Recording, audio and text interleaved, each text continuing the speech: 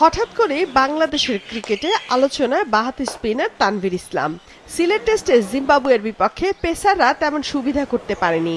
ঘরের মাঠে জয় পেতে বাংলাদেশ এবার ফিরতে যাচ্ছে পুরনো কৌশলে, স্পিন দিয়ে প্রতিপক্ষ বধ। সে ভাবনা থেকেই চট্টগ্রাম টেস্টের দলে নেওয়া হয়েছে তানভীর ইসলামকে। এই তানভীর বাবার ইচ্ছার বিরুদ্ধে শুরু করেন ক্রিকেট খেলা। নানা সহযোগিতায় ঢাকার বিভিন্ন একাডেমিতে প্রশিক্ষণ নেন তিনি। 2017 সালে তিনি যখন পেশাদার ক্যারিয়ার শুরু করেন তখন তার বয়স 20 বছর। 2023 সালের মার্চে মিরপুরে ইংল্যান্ডের বিপক্ষে টি-20 ম্যাচ দিয়ে গায়ে জড়ান জাতীয় দলের লাল সবুজ জার্সি। সব মশার বিরুদ্ধে সুরক্ষা দিতে এলো বসুন্ধরা এক্সট্রিম অ্যারোসল, মশার বিরুদ্ধে এক্সট্রিম সুরক্ষা। অভিষেকে ফিল সলকে 0 রানে ফিরিয়ে নিজের উইকেটের খাতা খোলেন তানভীর ইসলাম। এরপর অবশ্য খুব একটা সুবিধা করতে পারেননি।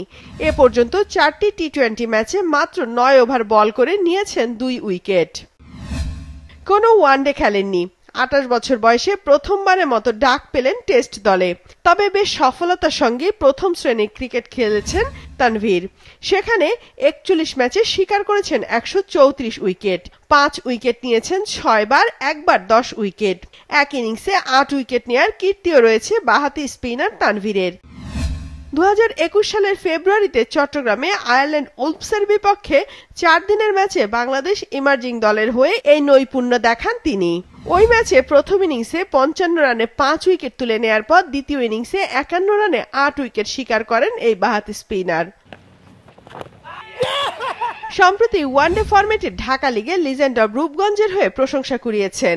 শাইনপুকুরের বিপক্ষে 15 রানে 3 উইকেট নিয়ে হয়েছেন ম্যাচ সেরা। এরপর মোহামেডানকে হারানোর ম্যাচেও 3 উইকেট নিয়ে হয়েছেন ম্যান অব দ্য ম্যাচ। 2023 সালের বিপিএল এ শিরোপাজয়ী কুমিল্লা ভিক্টোরিয়ান্সের হয়ে আসরে যৌথ সর্বাধিক 12 ম্যাচে 17 উইকেট নিয়েছেন এই বাঁহাতি স্পিনার।